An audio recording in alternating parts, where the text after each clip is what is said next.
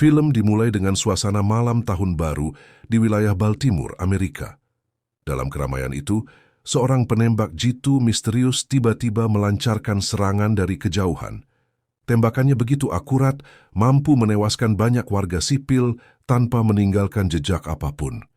Tidak ada selongsong peluru, tidak ada sidik jari, dan sama sekali tidak ada petunjuk tentang motifnya. Serangan itu berlangsung cepat dan brutal, membuat masyarakat panik dan aparat keamanan kebingungan. Di tempat lain, seorang polisi wanita bernama Eleanor mendapat laporan dari sebuah restoran. Mereka meminta bantuan untuk mengamankan seorang wanita tua yang dianggap mengganggu kenyamanan pengunjung. Namun, sebelum ia menyelesaikan penanganan itu, Eleanor menerima kabar bahwa telah terjadi penembakan tidak jauh dari lokasinya. Tanpa menunda waktu, ia segera menuju tempat kejadian. Setibanya di sebuah hotel yang menjadi salah satu titik serangan, Eleanor meminta seluruh orang untuk mematikan lampu dan menjauh dari jendela agar tidak terlihat oleh sang sniper. Dari laporan pasukan keamanan, diketahui bahwa penembak itu tidak hanya menargetkan pengunjung tempat hiburan malam, tetapi juga menembaki gedung secara acak. Hingga saat itu, tercatat setidaknya 29 orang telah tewas. Untuk melacak sumber tembakan, pasukan keamanan menyalakan laser penanda arah tembak. Saat laser menyala serentak, satu apartemen teridentifikasi sebagai titik asal serangan. Namun ketika tim mendekat, ledakan besar terjadi, membuat penghuni apartemen panik dan berhamburan keluar. Eleanor yang sedang menyisir area tersebut berusaha mengejar setiap orang yang keluar, berharap menemukan petunjuk identitas pelaku. Dalam kekacauan itu, Eleanor sempat kehilangan fokus dan lupa mengenakan masker, membuatnya tersedak asap tebal. Ia berusaha keluar melalui sebuah apartemen yang pintunya terbuka akibat ledakan. Namun setelah mencapai udara bebas, ia menyadari bahwa sebagian kejadian itu hanyalah halusinasi karena ia sempat tak sadarkan diri. Beberapa saat kemudian pimpinan FBI bernama Geoffrey Lamarck tiba di lokasi. Ia meminta data tentang pemilik apartemen yang menjadi sumber tembakan. Hasil pemeriksaan menunjukkan bahwa unit itu telah lama kosong, sehingga menemukan pelaku akan menjadi tantangan besar bagi tim. Di kantor kepolisian, Geoffrey bergabung dalam rapat penyelidikan. Ia menjelaskan 3 kemungkinan tentang latar belakang pelaku. Pertama, pelaku adalah profesional dengan kemampuan tinggi, terbukti dari tidak adanya barang bukti yang tertinggal. Kedua, ia bukan bagian dari kelompok pemberontak, karena setiap tembakannya selalu tepat sasaran. Dan ketiga, ada kemungkinan pelaku menderita gangguan mental yang cukup berat. Karena itu, Geoffrey mengingatkan seluruh tim agar tidak gegabah menuduh siapapun sebelum bukti kuat ditemukan, serta meminta mereka terus mengumpulkan informasi secara hati-hati. Ketika Geoffrey hendak menuju dapur, ia tanpa sengaja mendengar Eleanor berbicara dengan rekannya. Eleanor mengatakan bahwa pelaku penembakan mungkin sedang merasa puas atas aksinya. Geoffrey heran, namun Eleanor menjelaskan bahwa bagi sang penembak, 29 nyawa itu bagaikan santapan memuaskan. Setelah merasa kenyang, ia pergi tanpa penyesalan, dan saat lapar lagi, ia akan kembali beraksi dengan kekejaman yang lebih parah. Sepulang kerja, Eleanor mencoba menenangkan diri dengan berenang, tetapi ia tetap sulit memahami bagaimana seseorang bisa membantai warga tak bersalah. Keesokan paginya, polisi memintanya bertemu Geoffrey di sebuah kedai kopi. Di sana, Geoffrey menawarkan Eleanor untuk bergabung dengan FBI karena ia sangat terkesan dengan kemampuan analisis Eleanor. Tak lama kemudian, Jack, tangan kanan Geoffrey, datang dan mereka bertiga menuju kantor biro untuk rapat penting. Dalam rapat itu, Jack memaparkan bahwa 6 bulan sebelum ledakan, 3 pekerja kebersihan pernah mengunjungi apartemen sumber tembakan dan FBI sedang melacak keberadaan mereka. Laporan lain menyebutkan bahwa penghuni apartemen yang menghilang sudah ditemukan, tetapi kini ditangani tim Frank dari departemen lain, membuat Geoffrey kesal karena kasus ini sebenarnya berada di bawah timnya. Usai rapat, Geoffrey, Jack, dan Eleanor menuju ruang jenazah. Luka para korban menunjukkan serangan dilakukan secara spontan dan impulsif tanpa tanda-tanda perencanaan matang. Tidak lama kemudian, polisi melaporkan bahwa seseorang yang diduga pelaku terlihat di sebuah gedung. Pasukan segera dikerahkan, namun Frank kembali muncul dan memaksa operasi dipercepat meski tanpa bukti kuat. Ketika pasukan bergerak masuk, pria yang mereka incar tiba-tiba melompat dari ketinggian dan tewas seketika. Hal itu membuat FBI bingung. Jika dia benar pelakunya, di mana senjatanya? Dan bagaimana mungkin seorang pelajar bisa menembak seakurat itu? Setelah insiden pria yang melompat dari gedung, FBI segera menyadari bahwa ia bukan pelaku sebenarnya. Berdasarkan hasil pemeriksaan, pemuda itu nyaris tidak pernah meninggalkan kamarnya dan bahkan pernah mengancam siapapun yang mencoba masuk. Ia hanyalah korban dari asumsi terburu-buru yang dibuat Frank. Apalagi tidak ditemukan senjata laras panjang yang digunakan dalam penembakan. Sudah jelas, tuduhan itu keliru. Eleanor, Jack, dan Geoffrey melanjutkan penyelidikan dengan memeriksa para petugas kebersihan yang bekerja di apartemen tempat sang penembak misterius bersembunyi. Namun dari seluruh pemeriksaan, tidak ada satupun bukti mencurigakan. Di saat yang sama, Jack menemukan data seorang pria bernama Asyur, petugas kebersihan yang memiliki 2 pekerjaan dan pernah masuk ke beberapa kamar apartemen.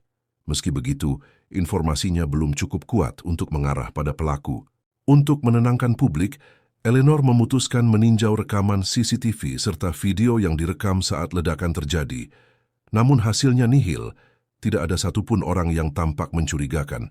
Karena penyelidikan belum membuahkan hasil, mereka memutuskan melanjutkannya keesokan hari. Saat hendak pulang, Geoffrey mengajak Eleanor makan malam. Di sana ia mengungkapkan bahwa ada hal penting yang ingin ia ketahui. Disinilah ia terkejut ketika mengetahui bahwa Eleanor selama ini tidak sepenuhnya jujur tentang masa lalunya. Sebelum menjadi polisi, Eleanor pernah melamar di biro regional tempat Geoffrey bekerja, namun ditolak karena catatan pribadinya yang kelam. Dahulu ia dikenal agresif, sulit bergaul, dan terjerumus dalam kebiasaan buruk, mulai dari minuman haram hingga narkoba. Ketika Geoffrey bertanya apa yang membuatnya memilih menjadi polisi, Eleanor memperlihatkan bekas luka sayatan di kedua tangannya.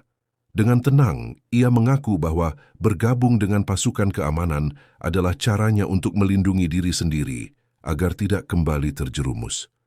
Baginya masa lalu tidak ada hubungannya dengan kecerdasan atau kemampuannya untuk berubah. Cerita kemudian beralih ke sebuah pusat perbelanjaan. Di sana terlihat seorang pria, dalang sebenarnya di balik serangkaian pembunuhan. Ia masuk ke toilet umum dan seorang pengunjung tanpa sengaja melihatnya sedang membersihkan diri di depan wastafel. Merasa curiga, pengunjung itu melapor kepada petugas keamanan. Tak lama, pria tersebut terlihat memungut sisa makanan dari tempat sampah karena kelaparan, hingga 2 petugas datang dan memintanya membuka tasnya. Namun sebelum tas itu diperiksa, adegan kembali berpindah pada Eleanor. Ia sedang mencari informasi dari seorang pria tua pemilik toko senjata. Eleanor menanyakan jenis senapan yang digunakan pelaku. Sang pemilik toko menjelaskan bahwa senjata itu bukan barang umum, melainkan senapan khusus milik Departemen Pemerintah, sesuatu yang tidak mungkin dijual di toko biasa. Setelah menerima laporan baru, Eleanor segera dipanggil Geoffrey menuju mall tempat terjadi insiden mengerikan.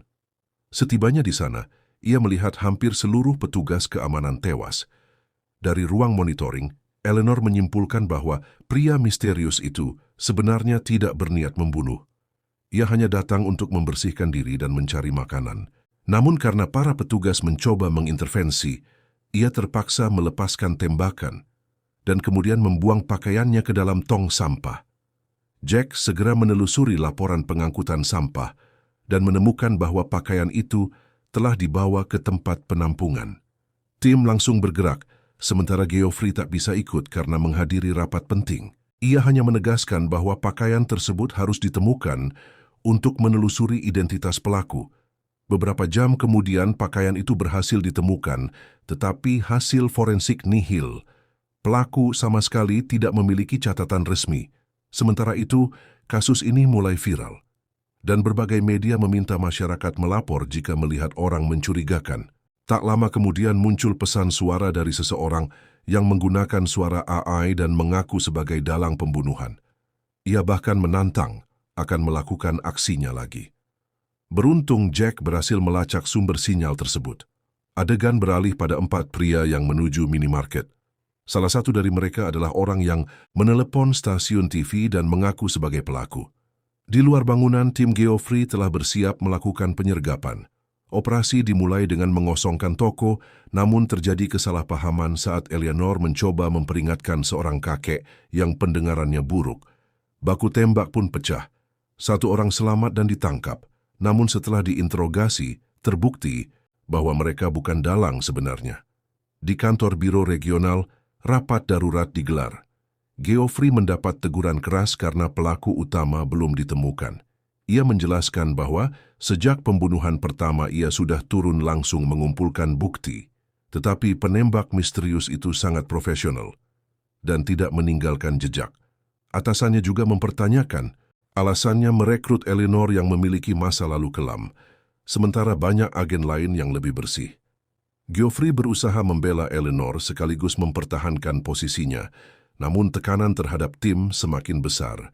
Alhasil, mereka tetap diperintahkan untuk segera pergi dari ruangan tersebut, alias dipecat, dan sesampainya di rumahnya, Eleanor pun merasa menyesal karena akibat tindakannya, Geoffrey kehilangan pekerjaannya. Untuk menenangkan diri, ia berendam sambil memikirkan cara mengungkap identitas si penembak misterius. Saat itulah ia merasa ada yang janggal. Kasur yang kemarin ia interogasi bisa bekerja di 2 perusahaan sekaligus tanpa basa-basi. Eleanor segera menuju tempat Ashur berada. Sesampainya di sana, ia menanyai siapa yang sebenarnya membersihkan kamar pada malam tahun baru. Ashur menjawab akan menjelaskan saat Geoffrey tiba. Ia mengaku memang bekerja di 2 tempat sekaligus.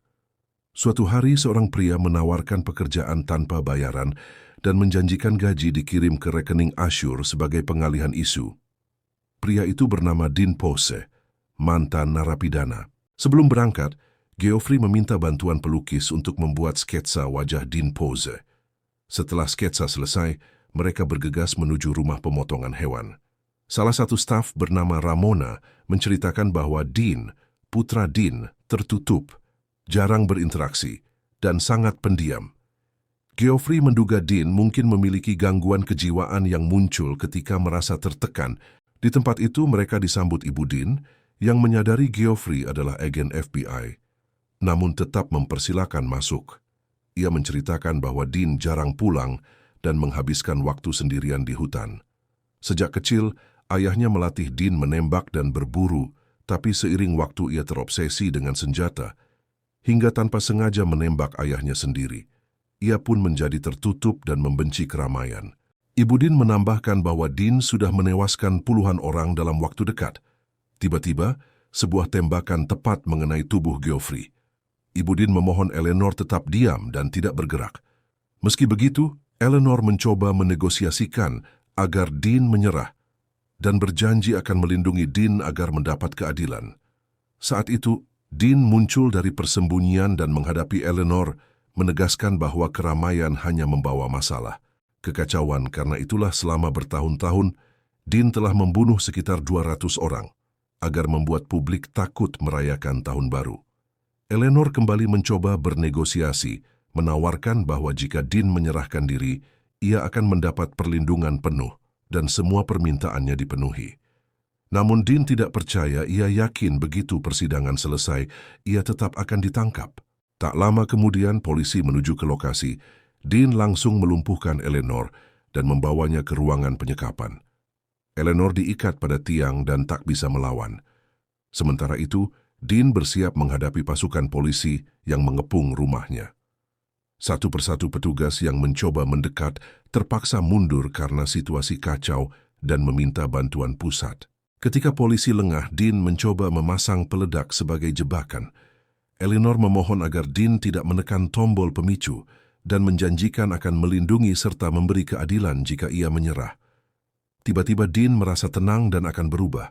Dalam upaya terakhir, Eleanor menggigit Dean hingga terluka. Aneh, Dean justru memilih pergi dan mengorbankan dirinya agar dikejar polisi. Eleanor berhasil melepaskan ikatannya dan berjalan keluar menuju pasukan keamanan. Jack hadir memberikan pertolongan. Geoffrey sayangnya tewas di lokasi. Dean berusaha melarikan diri, Namun karena luka dari gigitan Eleanor, jejaknya mudah dilacak. Setelah 600 meter polisi berhasil menemukannya, Dean memilih mengakhiri hidupnya sendiri daripada ditangkap. Adegan beralih ke interogasi Eleanor. Para pejabat biro regional menyadari kemampuan luar biasanya dalam investigasi. Mereka meminta Eleanor memberi pernyataan palsu kepada publik agar kasus tetap tertutup. Eleanor menolak, kecewa karena biro pernah memecat Geoffrey tanpa pertimbangan adil.